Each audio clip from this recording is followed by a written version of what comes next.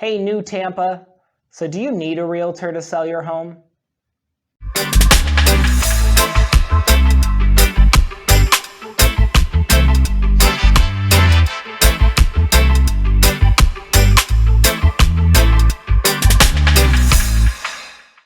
This is Keith with Remax Champions, Newport Richey, Florida. As a seller, you have many options, but here are your main three.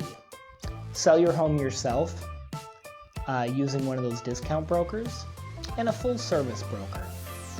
Each of those options has many different options within them, so I'll just touch a bit on each, give you my opinion. And now, of course, this is only my opinion based here working in the Tampa market. If you're in a different market or area, you'll want to speak to somebody more local for their opinion. Now first, let's go over trying to sell your house yourself. Now, I can understand and respect a person wanting to take on such a big job as selling their home themselves. It's definitely no easy task. If this is something you're considering doing, I would strongly recommend that you consider speaking to a lawyer that specializes in this field. They'll most likely charge you for their time, but they'll give you a good idea of the do's and don'ts, things that you should do and things that you should stay away from. Now, you're going to want to read all of those legal contracts carefully. Everything is fairly detailed and pretty specific, and you want to make sure you know what you're signing. Also, you're going to want to get a good idea of the current real estate market that you're in. Understand all the current market conditions. This is something normally that a realtor would be able to help you with, but when you're thinking about selling on your own, it'll be hard to get a good conversation going with someone, a professional that's not intending to be paid for their services. Generally, the public doesn't have access to the recently sold data, expired listings, or even terminated listings. You might see what homes have actually sold for or were listed for, but some of these other sides of it that you're not quite sure of may be a little bit better to paint the picture. They're used for a realtor to really paint a specialized plan for how to best sell your home on your specific needs. One very real risk is leaving money on the table as well as a seller. Now, if you decide to sell yourself and you find a buyer that's working with a real estate agent, that doesn't necessarily mean that they're going to pay fair market value for the house. That real estate professional is paid to work for the individual client solely. And in the case of a buyer's agent, that means getting the house for their client at the lowest possible price.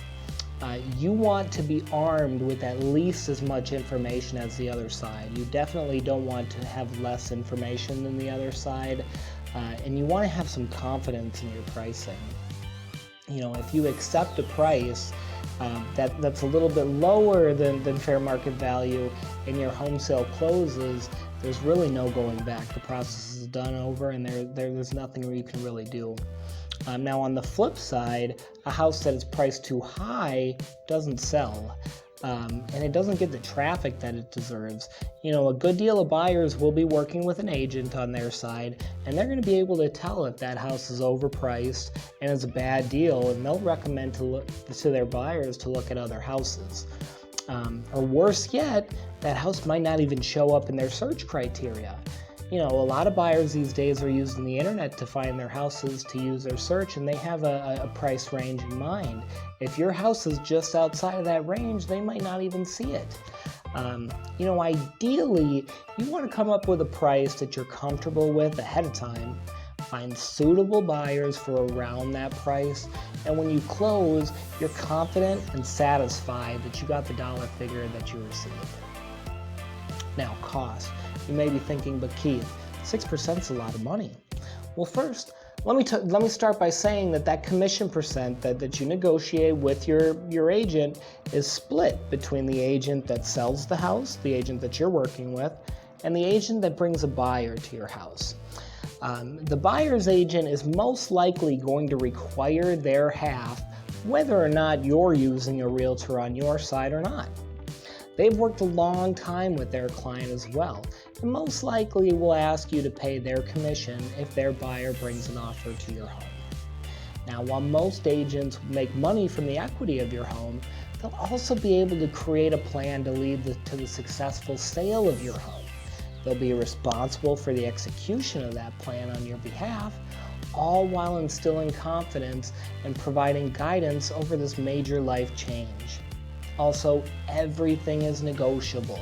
If you're feeling uncomfortable about the cost, please ask the questions. Okay? Now, second, let's jump into using one of those discount brokers. Now, I've worked with my share of discount brokers in my time as a realtor, and a good amount of these experiences have been good. You know, the big things with these brokers is finding out exactly what their limits are. You know, what are they doing? What aren't they doing? What are they paying for? What aren't they paying for? Most importantly, what are they liable for? And what are they not liable for? Okay? Every broker is different. Some will take pictures, make a listing on the MLS, just sit back and wait for an offer. Typically speaking, they won't do much negotiation and they won't do much advising either. Okay? Now, it's important to ask all these questions up front and make a qualified decision on if this is the right course for you. Now, many times once you sign, you're in a commitment that's not easily broken. I've even seen some instances where commissions are owed on qualified offers received that weren't necessarily accepted. Okay? These are questions you want to ask up front. Now, while you're using a professional, this type of service has legal limits, and you need to be clear on what those limits are. When using a discount service, understand that there's parts of their service that they are not offering you. Be clear on what those are, and make sure you're not expecting something that you won't be receiving.